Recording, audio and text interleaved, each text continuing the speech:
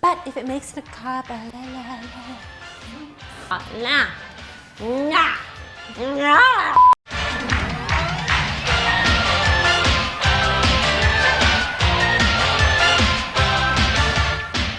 Hey guys, it's me, Debbie. So Abby, I saw your pregnancy announcement on your feed. So first of all, big congratulations from me. But more importantly, I wanted to let you know that I'm also expecting. Yeah, hashtag pregnancy twins. Well, I have a bunch of besties who had terrible morning sickness, and they told me all the best ways to beat those tummy troubles. So today, I'm gonna be educating you. Yeah, the tables have turned. Oh, well, thank you so much for the sincere congratulations, Debbie. And a big congratulations to you too, that's amazing. We are super excited, I'm not gonna lie, but I am not excited about the morning sickness. You know, I thought I was gonna be let off easy, but then it hit me, and then it hit me really hard. But please, enlighten me, Deb. Let's compare notes so that hopefully we can come to the bottom of this and I won't yak all over your onesie. Oh God, okay, I'm on it. First of all, ginger. It's all about the ginger. My bestie, Tiffany, swears by it. She either drinks ginger tea, sniffs ginger, or chews on ginger candies. Oh, I hear you, Deb. I honestly lived off these ginger candies for the first 14 weeks. So, interesting note, ginger is the only non-pharmacological intervention recommended by the American College of Obstetrics and Gynecology. So, ginger works by stimulating our GI tract and our saliva. And in a few randomized control trials, women who were treated with ginger powder experienced fewer nausea symptoms than the placebo group.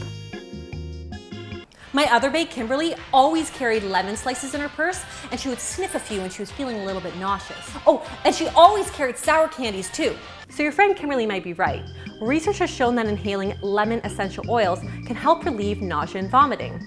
Also, the National Institute of Cancer Research has suggested sucking on sour candies as a way to relieve nausea and vomiting.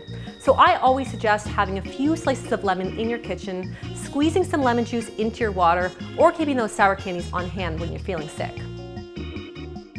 So whenever I feel nauseous, hashtag mommy life, hashtag mom to be, hashtag motherhood, hashtag MILF, I bust out the kettle and make myself some peppermint tea. Works every time. Yeah, peppermint is often used to treat nausea, but whether it works or not is totally up for debate. A lot of the research out there is anecdotal, but if it works for you, go for it.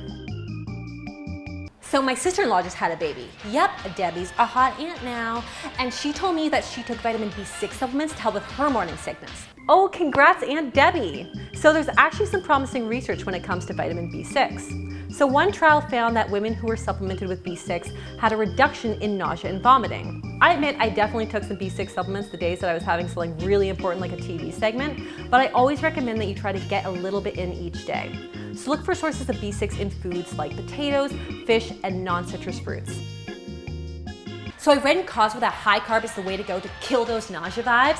And you know, personally, I'm always on the hashtag low carb life. But if it helps with nausea, maybe I could make an exception. So for anyone that's ever been pregnant, you've probably kept a massive box of saltine crackers by your bed.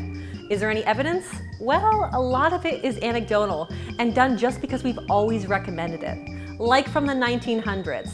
Now, a lot of organizations still recommend going high carb, but there's not a whole lot of evidence to support that. But if you're going to go high carb, make sure you choose your carbs wisely and look for things that are higher in fiber if you can tolerate them. So things like whole grain breads, high fiber cereals, and fibrous fruits and vegetables. Well, now I'm confused because I've also read an article that says you should go high protein. What's the deal with that? So recently, the research community has drifted away from high carb and has been recommending a high protein diet instead. One study found that women in their first trimester who were put on a high protein diet experienced less nausea and vomiting than the women who were put in the high carb diet. Well, my girl Shelly could not even be in the same room as me during her pregnancy. So like going high protein for some people could be really difficult. I'm experiencing the exact same thing, so I would recommend choosing plant-based proteins like soy, edamame, and pulses. Well, what about fluids? Aren't doctors always teaching us that we need to drink more fluids? You're definitely right, Debbie. This is a really common recommendation. But like a lot of the other foods we've talked about today, maybe there's not a whole lot of evidence to support it. Yes, you want to make sure that you're drinking enough and maybe a little bit more water, of course, if you've been vomiting and you need to replenish some of those lost fluids. However, whether or not drinking more consistently will help you eliminate your nausea is still up for debate. My tip is to listen to your body and to drink flat, not bubbly water as needed. Oh, Abby, this pregnancy life is gonna suck. Oh, it's so hard. We'll be okay, Deb. At the end of the day, sometimes you just can't avoid morning sickness. In fact, the Society of Obstetrics and Gynecologists of Canada recently stated that there really isn't any strong evidence to suggest that any foods can help to relieve symptoms. Sometimes we just have to deal with it. But having said that, the Society also recommended that pregnant women try to eat mindfully and choose whatever pregnancy-safe foods that they enjoy. That's a recommendation that I can totally get behind because everybody is so different, especially when it comes to nausea. Bottom line, do what works best for you and find that happy place where you're feeling your best. Well guys, I hope you enjoyed this video. If you did, be sure to give it the thumbs up.